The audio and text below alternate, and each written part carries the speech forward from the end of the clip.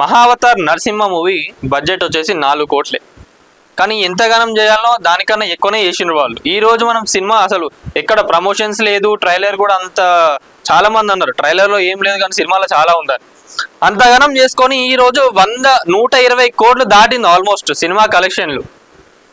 Publicity ఇంకా mouth talk ఎట్లుంటుందో దానితోని ఈజీగా అయిపోయింది. అంటే సినిమా బాగుండి కంటెంట్ మంచిగా ఉంటే ఎంతైనా కూడా చూస్తారు. ప్లస్ ఇంకోటి ఎందుకు ప్రతి ఒక్కరు కూడా థియేటర్కి వెళ్ళి చూడగలుగుతున్నారు అంటే మనం చూసుకున్నట్లయితే సింగిల్ స్క్రీన్లో స్టార్టింగ్ టికెట్ 50 రూపాయలు ఉన్నది.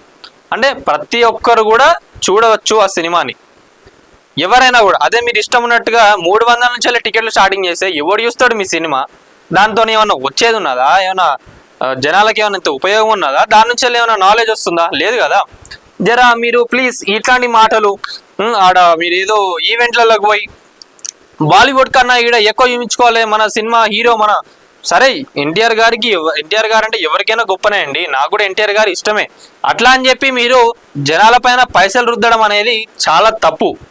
ఈ బుద్ధి దయచేసి ప్రొడ్యూసర్లు మీరు మానుకోండి.